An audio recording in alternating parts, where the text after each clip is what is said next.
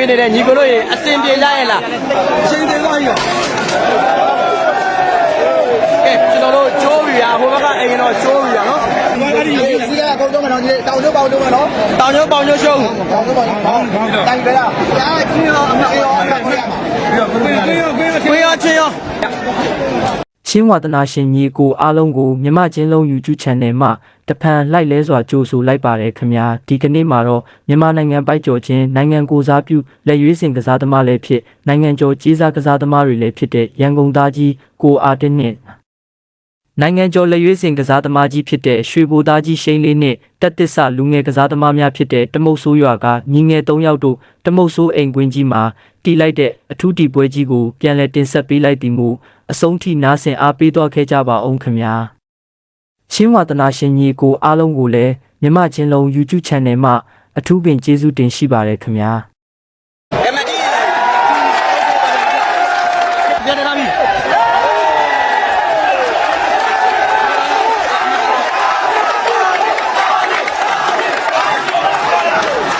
အတစားပဲထိုးပြီးဖြုတ်တာပဲဟိုရကကျွန်တော်မို့ပဲကျွန်တော်မို့ကိုလာတယ်တိုင်းလို့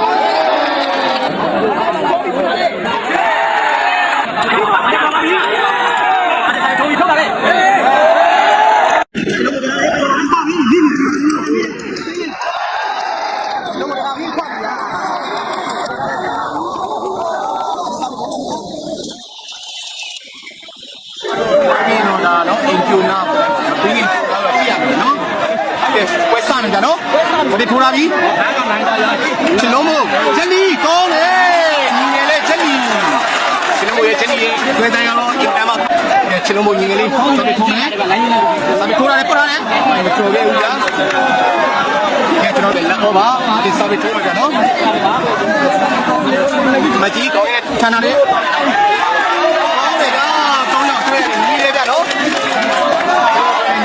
ကျွန်တော်တို့ကတော့တမို့ဆိုးပါပြီလားနော်။ပါပါပြီဗျ။ကဲကျွန်တော်တို့တမရရှိသွားခဲ့ပြီ။ကျွန်တော်တို့သွားပြီ။ဒီတော့မမရှိသေးဘူးဗျ။နောက်တစ်တမချစ်သူလမ်းကြပဲဗျာ။ချစ်သူလမ်းကြတယ်ပါပဲ။နောက်တစ်တမထည့်ရပါပြီနော်။ဒီတော့လမ်းကြပါဦး။နောက်တစ်တ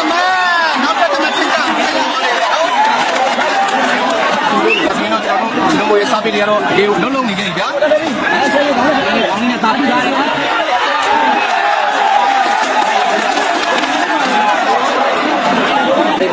။စမေကြီးတွေပို့ရမယ်ဗျာနော်။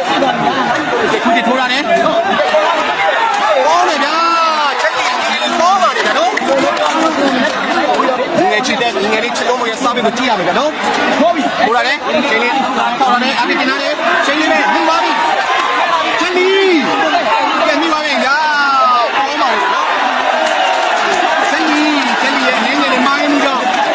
ရှိလာမယ်ကျွန်တော်တို့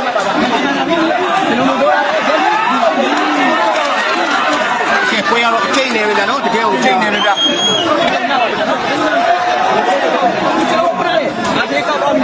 ဒီဝါမင်းလုံးတိုင်းနေတယ်ရှိန်လေကျွန်တော်ပြီးပါပြီမကြီးစေတော့ရတော့စေတော့နေတဲ့တိုင်းနေတာနော်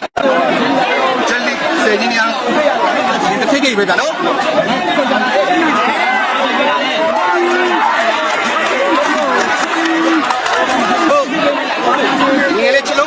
ဒါပေထိုးလာတယ်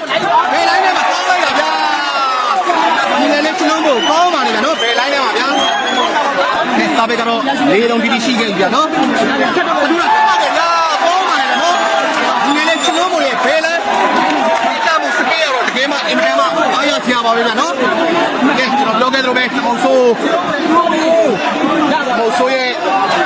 စာပေတရားတွေကတော့အင်မတန်မှကြတဲ့စတေးနဲ့တူအမတ်တွေကိုရယူနေတာကိုလေတွေ့ရတယ်ဗျနော်။ဒါရဒါဒီတိုင်းမခေါ်တယ်ခင်ဗျာ။ကျွန်တော်ခဏပြန်လာရအောင်။ချိန်သေးသားရော။ကျိုးပြီဗျနော်ကျွန်တော်တို့ကျိုးပြီ။ကျိုးမှာမရဘူး။ဒီပြိတ္တနဲ့ဗျာမရဘူးဗျနော်။ဘာတွေ့လဲကြည့်ကြ။ဒီထောင်မိုးပေါ်တယ်။ထိုးပြီကကျွန်တော်တို့ထုတ်တာလေအပြင်ဝင်ကောက်တာလေအတဲထားပြီးရှိန်းလေ။ ကိုကဲရှိန်လေးကတော့ခုနလိုမတူဘဲနဲ့ထိရက်တွေလွဲနေရှိန်လေးကတော့ဒီမှာနဲ့တော့ကျွန်တော်ထပ်ပြောပါဦးနော်ဖုန်းတော့မဆက်မှနဲ့ငါညီကိုတို့ရကျွန်တော်ဒီဖုန်းလေးတစ်လုံးရှိတာပါ30လိုက်ကြမှာပေါ့ကောင်းတယ်ဗျာဒီတိုင်းလေတော့အတေတို့မလွယ်တော့ပါဘူးဗျဘာလို့လဲဆိုတော့အတေတို့ဟာစားပစ်တာဒီစပင်းနဲ့တော့ဒီဘက်က3ယောက်ကိုလုံးလုံးနိုင်မယ်မထင်တော့ဘူးနဲ့တူပါလိမ့်မယ်နော်အောက်ကတောက်လေးကိုမထိပါနဲ့ညီကိုတို့ရက်ဆက်တဲ့ဖြစ်တဲ့ကတော့ဒီကတော့ညီကိုတို့အကောင်းဆုံးမတင်ဆက်နိုင်ဘူးဗျာတော့ကျွန်တော်တို့သိခံပြီးတော့ကြည့်ပေးပါလေဒါပြီးရှင်းလေအောက်မလေးကံကောင်းလို့ဗျာကျွန်တော်တို့ရှိန်လေးရဲ့ကန်ကြီးရက်ဆက်လိုက်တာဗျာအမကတော့3ည6မဲ့3ညနဲ့ဘာမှမဆိုဖြစ်နိုင်ပါသေးတယ်အတေရေစူးစမ်းထားပါနော်အဲ့အတေရေစူးစမ်းထားပါ6မဲ့3မဲ့ဆိုတဲ့အမကအမမဟုတ်ဘူးနော်အဲ့မကြီးထွက်ပါအဲ့အတေရေပထမဆုံးတမန်ကိုခက်ကြီးရဲ့ညာစီဝေးလေးကနေပြီးတော့တာတာရရနှိပ်ပြီးတော့ရှာသွားတာကိုတွေ့ရပါလိမ့်မယ်နော်အတေရေပြိတ္တတွေကတော့တမန်ရလိုက်တဲ့အခါမှာတခဲနဲ့ပဲအားပေးလိုက်ရတယ်ဗျာနော်အဲ့ကတော့တမက်6မဲ့တမက်ဗျာအတေကတမက်ပါကဲအတေရေစားဘက်ကတော့ပိုက်ထိုးပြန်ပါပြီဗျာနော်အတေပိုက်ထိုးသွားပြီဗျာကဲချလုံးကိုစားပြီးထိုးမှဖြစ်ပါတယ်တမက်ကတော့6မဲ့တမက်နဲ့ချလုံးကိုကနေပြီးတော့ဥဆောင်နေတယ်ဗျာနော်ကဲချလုံးကိုစားပြီးထိုးမယ်ထိုးပြီဗျာအတေညာနဲ့ပန်းသွားပြီတဲရတဲ့နှိပ်တို့လေးကဲပထမပိုင်း6မဲ့ပါအနေနဲ့ကြောင်တောက်သွားသလိုဖြစ်ပြီးတော့အမက်တွေဇက်တိုက်ပေးလိုက်ရတဲ့အတေကတော့ချလုံးကိုရဲ့စားပြီးကိုဖတ်တက်သွားပြီလို့ပြောရမယ်နဲ့တူတယ်ဗျာနော်အမက်ကတော့တမက်6မဲ့နဲ့အတေစားပြီးထိုးမှဖြစ်ပါတယ်ဗျာနော်ကဲပြေးတဲ့တိုးလေးပဲတင်ဖမ်းပါပြီမကြည့်တယ်လားလေဘလို့ဆယ်မလဲဗျာဒီလိုလုံးတော့ဆယ်ဖို့ဆိုတာမဖြစ်နိုင်ဘူးဗျာမကြည့်ရဲ့တင်နေဟာဘိုက်မှာအားပြေးတဲ့ရလို့ဆက်တယ်ဟိုတကိုင်းကြွေကျွန်တော်လည်းသေးပါရတော့မှကျွန်တော်တော့ကျွန်တော်တို့ကြည့်ပေးနေတဲ့ဝါသားချင်း 7.5K မင်္ဂလာပါကျွန်တော်တန်းကြီးပြေးလို့ရှိရင်တော့ကျွန်တော်တန်းကြီးပြေးပါဟုတ်ဖမ်းလာပြန်ပြီဗျာကောင်းပါလေအောက်ကြီးအောက်ကြီးလည်းတော့ထိုင်ပြပါဦးအောက်ကြီးလည်းတော့ထိုင်ပြပါဦးရှေ့ကလည်းတော့ထိုင်ပြပါဦးဗျာဟိတ်တိုင်းလည်းထိုင်ပြပါဦးမကတော့ဘယ်ရောက်ဝဲဒီကောင်ကြီးကဘယ်လိုမှလည်းကြောက်ရှုပ်နေတယ်ဗျာကဲကျွန်တော်ဖုန်းစီကိုကျွန်တော်ရောက်ဖို့တော်တော်လေးကြိုးစားနေရတာဖုန်းကိုတက်ထောင်ထားရတာဗျာမရဘူးဗျာကဲတက်တာပြီလို့ဆယ်မလဲဗျာကဲကျွန်တော်တို့ရာခိုင်နှုန်းကတော့30လောက်ဖြစ်သွားပြီဘာလို့လဲဆိုတော့အတိတ်ဆိုတော့နာမည်တစ်လုံးနဲ့ဘလို့ရုံးလဲတာကြည့်ရမှာပွဲအနေထားရဆိုရင်တော့ပွဲက80 30ဖြစ်သွားပြီเนาะကျွန်တော်တို့အနေထားကတော့တမုံဆိုးကဖိသွားပြီဗျာเนาะဘော်ဘီယာချလုံးမို့ပဲဟိုင်းကောင်းပါလေဗျာချလုံးမို့ရဲ့စာပစ်တွေကတော့ကျွန်တော်တို့အတိတ်ကြီးပဲစက်တိုက်ယူနေတာကိုတွေ့ရတယ်ဗျာเนาะကောင်းတယ်အမေကတော့ကျွန်တော်တို့ခုနမဲ့တမက်တော်တော်လေးကိုကွာဟသွားပြီနော်ကျွန်တော်နဲ့ဖုန်းနဲ့တော်တော်လေးဝေးရတော့ပြေးတက်ကြမှာဖုန်းတောင်ပြီးတော့ကျွန်တော်ကဖုန်းစီကိုလင်းပြီးရှည်ပြီးတော့မိအောင်ပြောနေရတယ်ကကန်ချနေဗျာအတစ်ကတော့အတစ်ဆိုတဲ့နာမည်တစ်လုံးကလည်းအလကားရတာမဟုတ်တဲ့အတွက်တမုံဆိုးအနေနဲ့တော့ပေါ့လို့မရဘူးဗျာနော်ပေါ့တာနဲ့အငိုက်မိသွားပြီဗျာနော်အမေကတော့တမက်ခုနမဲ့နဲ့အတစ်ဆိုတဲ့နာမည်တစ်လုံးနဲ့ဘယ်လိုဆက်ပြီးတော့ရုံးမယ်ဆိုတာကျွန်တော်ကြည့်ကြရအောင်ဗျာနော်ဂျယ်လီဖန်တာပြီချလုံးမို့တင်တာနဲ့ဘယ်လိုဆယ်မလဲဗျာကောင်းလုံးပါလေနော်ဂျယ်လီကျွန်တော်တို့ဘက်ကလုံးဝကိုခက်ခဲမရှိဖမ်းနေတာကိုတွေ့ရတယ်ကဲ 8K ပြည့်သွားပြီ 8K မင်္ဂလာပါဗျာ 10K ပြည့်လို့ပြမယ်ဗျာဘေးကကျွန်တော်ချွေချောင်မင်းလိုက်ကကိုလို့လို့ပြမှာကဲချင်းလုံးမစားပြီထိုးပြန်ပြီဗျာဝေးတယ်ဗျာနော်အမက်ကဗျာတမက်9မက်ဗျာအတိ9မက်လောက်လှုပ်ဆမ်းမအောင်ပွဲကြည့်ကောင်းအောင်လို့ကျွန်တော်ကတမုံဆိုးဘက်ကလောင်းတာနော်ပွဲကောင်းနေတာဗျာနော်အတိတို့ရတယ်အမက်ကြည့်ထွက်သွားပြီချင်းလုံးကမလုပ်မလဲโอ้အတိရဲ့ပုံမှန်အပျော်ချင်းကိုအတိမကြီးอ่ะဒီလိုဖက်သွားကြီးထွက်သွားတာကတော့တော်တော်လေးကိုမကြီးလောတယ်လို့ပြောရမယ်ဗျာနော်ဒီလိုဖက်သွားမှုကမကြီးထွက်เสียမလို့ပါဘူးခင်ဗျာအတိတော်တာပြီမကြီးဖမ်းပါတယ်မကြီးပါတယ်မကတော့3မက်ဖြစ်သွားပြီမကတော့3မက်9မက်ပြတ်သွားပြီနော်ကဲဘယ်လိုပြောရမလဲမကြီးဘယ်လိုဖြစ်တယ်လဲမသိဘူးဒီနှလုံးဟာဆိုလို့ရှိရင်ဒီအတွေ့အကြုံများတဲ့ကစားသမားပြီးသူတို့ရဲ့ခြေခွန်းလေးကိုအตาရလှိတ်ချပြီးတော့ရှာလိုက်တာဖြစ်ပါတယ်အားလေးဆက်ထိုးပြန်ပြီမကြီးပေါင်လေးလည်းဖန်တာပြီချလုံးမို့တိုးလာပြီဂျက်လီပုတ်ချတယ်ဗျာကောင်းပါလေဗျာအားလေးကတော့အခုချိန်ကြီးတွေ့တဲ့စားပစ်တွေကလုံးတဲ့စားပစ်တွေကအခုချိန်ကြီးကျွန်တော်တို့မတွေ့ရသေးဘူးဗျာနော်တစ်ချိန်ရဆိုရင်အားလေးကတွေ့တဲ့စားပစ်တွေကအင်မတန်မှကိုပြင်းတာဗျာအခုကတော့လုံးဝကိုမပြင်းဘူးဗျာနော်ချလုံးမို့ထိုးတာလေအားလေးအားလို့ရှိရင်သူ့ရဲ့ line ကိုပိတ်ထားတဲ့အချိန်မှာချလုံးမို့ကတော့အခိုက်ဖမ်းပြီးတော့အားတရဲ့အလေတက်တဲ့ဟိုပဲထိုးချပလိုက်ကြမှာဗျာဟုတ်တယ်ကောင်းတယ်ဗျာနော်ကျွန်တော်တို့ဒီညီကိုတို့လိုက်တဲ့အကြည့်ရတယ်လို့မသိဘူးလို့ရမယ်ကျွန်တော်ခံစားလို့ကိုမရဘူးဗျာနော်ခံတာပြီးချလုံးမို့တင်ထားတယ်ကျွန်တော်တို့ဒီလိုတော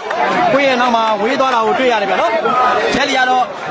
မမားနေတဲ့ဒီလိုမားတယ်လို့ပဲပြောရမလားချလုံးမို့မားတယ်ပြောရမလားဗျာနော်ဒီလိုသူကန်ချသွားတယ်ဗျာနော်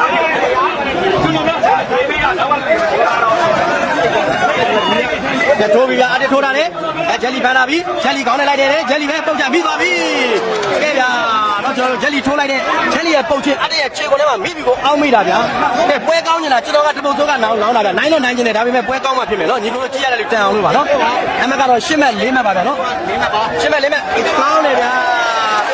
အတေကတော့ကျွန်တော်တို့ line ကိုပိတ်တယ်ဗျအဲ့ဒီ line ကိုပိတ်တဲ့အချိန်မှာကျွန်တော်ရှိန်လေးက line ကိုသူကလည်းအဲ့ဒီနဲ့ဂျားချင်းကိုကြည့်လိုက်တဲ့အချိန်မှာတော့ကျွန်တော်တို့ချစ်လုံးဘောကညာ line ကိုထိုးသွားတယ်ဗျာကဲအမကတော့9မှတ်4မှတ်ပါဗျ9မှတ်4မှတ်အတေဖန်ပါပြီဗျာအတေပဲတည်ထားတယ်နည်းနည်းကွာပါပြီရှိန်လေးကန်တယ်ဗျာရှိန်လေးရဲ့ကန်ချက်ကြီးရတယ်ကောင်းပါတယ်ခင်ဗျာနော်အမကတော့ကျွန်တော်တို့4မှတ်9မှတ်ဖြစ်ပါတယ်နော်အတေထိုးပြီဗျာအမကြီးဖန်လာပြီချစ်လုံးဘောတွန်းလာတယ်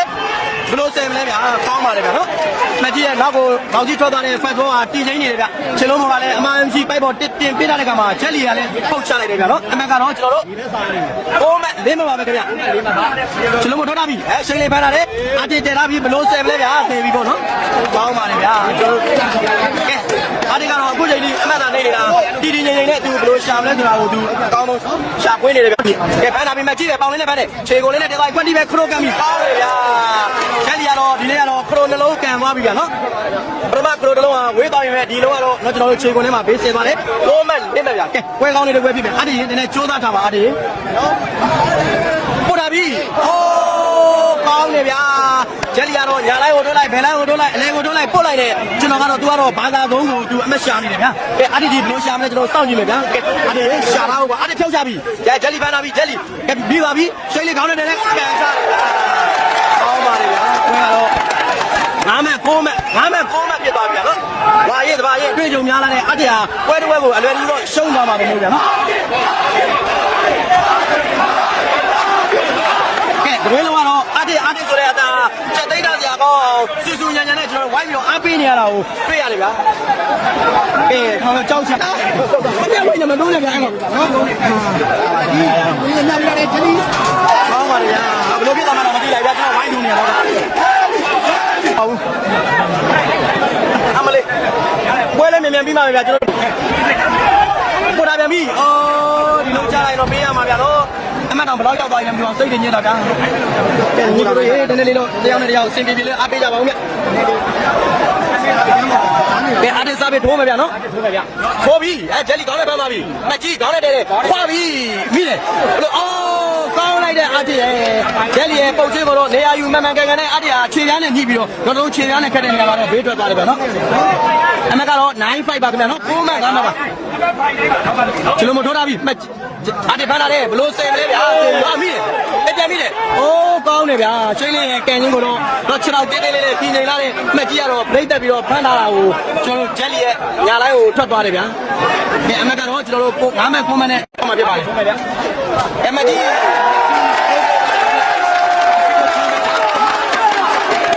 မကြီးရဆိုလို့ရှိရင်တော့အဲ့ဒီစာပေကိုလွန်ပလိုက်တာကိုတွေ့ရတယ်ပါလေခင်ဗျာနော်။ဘာကြောရောတိတိတသာဘေးထွက်သွားပြန်ပါဗျာ။6မှတ်9မှတ်ဗျာနော်။အမကတော့တပြေးပြေးညှိလာပြီဗျာနော်။အတစ်ဆိုတဲ့နာမည်တစ်လုံးကလည်းလကားရခဲ့တာမဟုတ်ဘူး။မကြီးဖမ်းလာတယ်။ကျွန်တော်တို့ကညနေလာပြီ။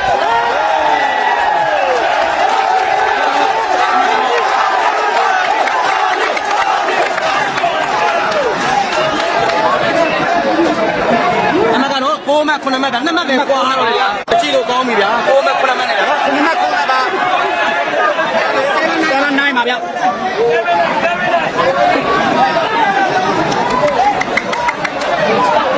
မကြီးပန်းပါပြီချလုံးမတက်လာတယ်အတစ်ဟာကောင်းတယ်ဗျာဂျက်လီကတော့ဒီလိုအားပါခွတယ်ဗျာနော်ကျွန်တော်အတွေ့အကြုံရင်းကျန်လာတဲ့အတစ်ကတော့နေရာရောက်ခဲ့ပြီမဲ့လေစတိကမြန်လာတဲ့ပေါင်ကြားကထွက်သွားပြီးတော့အမတ်ကတော့9မှတ်9မှတ်ပါဗျာဒီပွဲလေးပြီးတော့စိတ်ုံတယ်တော်ကြီး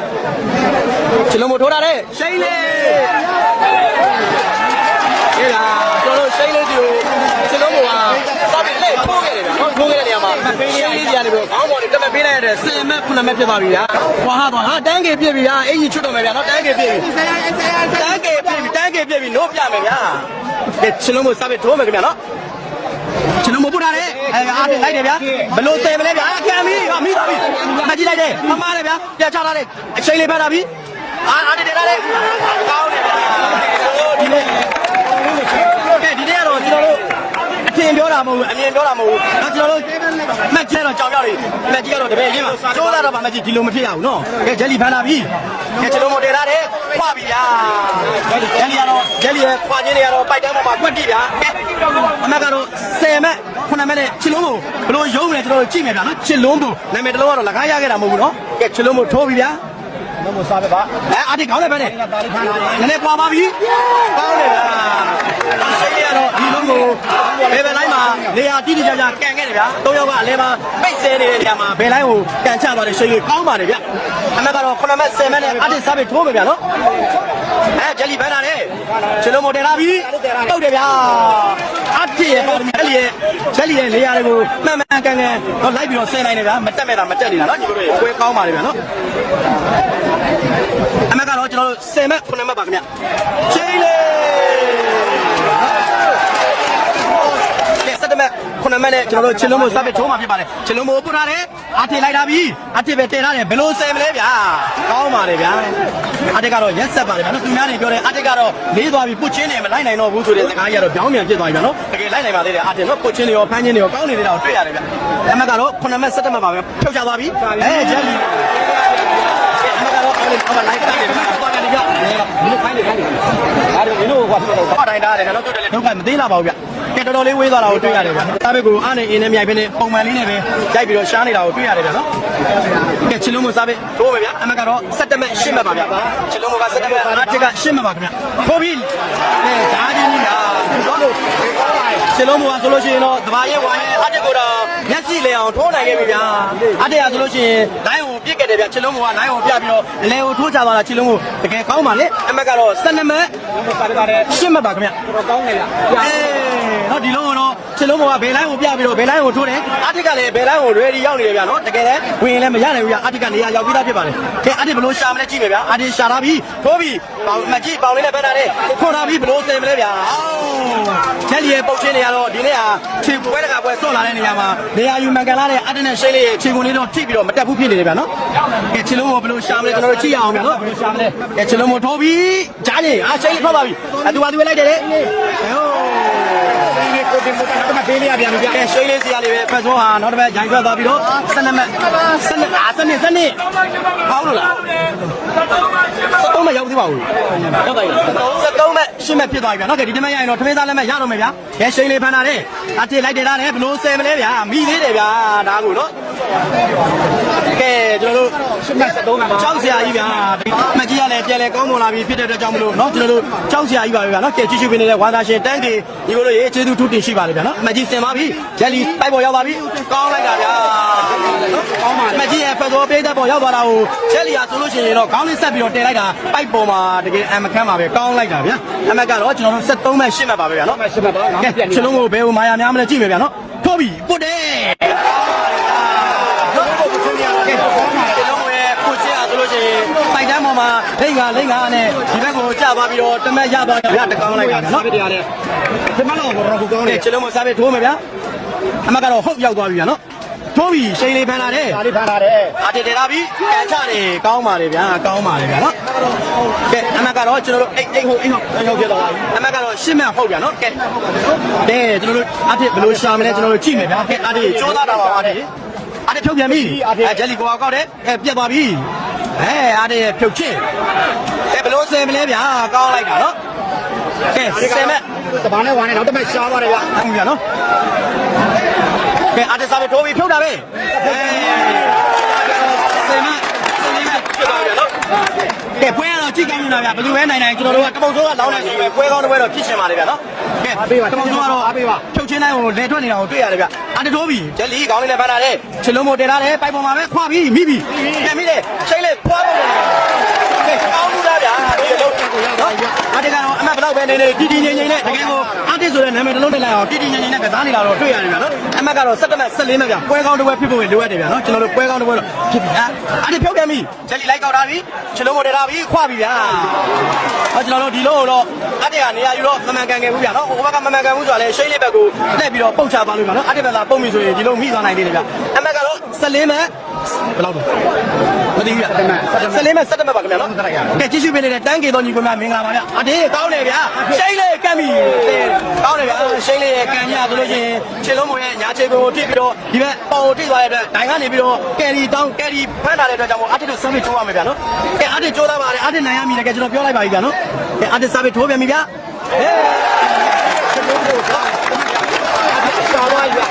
ကဲကောင်းလိုက်တဲ့အတေးဗျာအမက်ဒီလောက်အပြက်ကြီးဒီလောက်ပြက်နေတဲ့အမက်ကြီးကိုအတေးဟာတီတီငိမ့်ငိမ့်နဲ့အေးစေးစေးဖြတ်တန်းနေတာကတော့တကယ်ကိုကစားသမားကောင်းတစ်ယောက်လို့ကျွန်တော်တို့ပြောရမှာပေါ့ဗျာနော်တော့မှကောင်းတဲ့လွတ်လုံးများတော့ကျွန်တော်တို့အကုန်လုံးလက်မခံရဘူးကဲကောင်းပါလေဗျာခဏခဏနည်းနည်းတော့ချောက်ချက်တက်ပြီလားလို့အမလေးဒီလိုရမ်းတော့ကြည့်တော့ဘလုံးမဆင်မပြေတော့ဘူးအဲ့ဒါဟုတ်တူပဲဗျာနော်ကဲကျွန်တော်တို့စားပြီးစမ်းလာတာဖြစ်တယ်အမက်ကတော့ဟုတ်တူပါပဲဗျာနော်ရှေ့ကကျွန်တော်တို့အတုတ်ကလည်းထိုင်လို့မရလို့အတုတ်ကမတက်ရနေဗျာထိုင်ခိုင်းလို့လည်းမရတော့ဘူးဗျာနော်ကဲထိုးပြကျွန်တော်တို့ဖန်လာပြီတည်ထားတယ်ကြံသွားပြီဟုတ်ပါလေဗျာအားရဆုံးနေလေးတော့ရှင်းရဖြတ်ပြီးတော့ကန်ချထားခဲ့တယ်ဗျာကောင်းပါလေဗျာနော်အမက်ကတော့12မဲ့14မဲ့ဗျာနော်ဘေးပါဖောက်ဘေးကိုလို့မရဘူးမကြီးဖန်လာပြီမကြီးတည်ထားတယ်ဂျယ်လီကောင်းပါလေဗျာတော့ကျွန်တော်တို့အတည်းရဲ့ခြေကုန်ပေါ်ကနေပဲဂျယ်လီရဲ့ပုတ်ချစ်အားဘေးကိုဆင်ထွက်သွားတာကိုတွေ့ရတယ်ဗျာအမက်ကတော့14မဲ့12မဲ့ပါပဲဗျာခမင်းသားလက်မှတ်ရတာတဲ့ဒီပုတ်စိုးသေးနေပဲအတည်းတို့ကိုအခွင့်အရေးပေးဦးမလားထားခဲ့မလားဆိုတော့ကျွန်တော်တို့စောင့်ကြည့်ရမယ်ဗျာနော်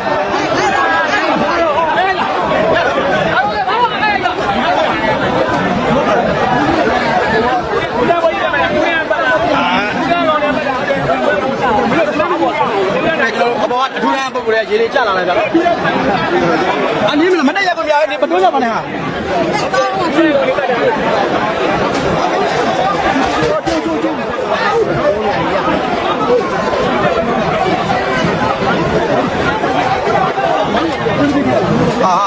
ဗျာပါနောက်ကကြီးလေးတားမလို့မှလည်းလိုက်ဖုံးခိုင်းတာလို့ကျွန်တော်တက်တော့ရလို့မရဘူးဗျာတော့တောင်းဟေးတိုင်ဖို့နေတာလည်းမတက်ရစရာမရှိဘူးမရတော့ပါဗျာမောင်လည်းမမြင်အောင်ဗျာကျွန်တော်တို့စားပဲ14မဲ့12မဲ့ကဲကျွန်တော်တို့ရဲ့စားပဲကဂျာကြီးနှလုံးပေါက်တယ်ဗျာနေနေပြီးပါမှာပဲဗျာပွင့်မကောင်းကျွန်တော်တို့မရတော့ဘူးဗျာတကယ်ကိုနေနေပြီးဖို့လိုအပ်နေပြီဗျာဟုတ်အမကတော့ကျွန်တော်15မဲ့12မဲ့ပါခင်ဗျာနော်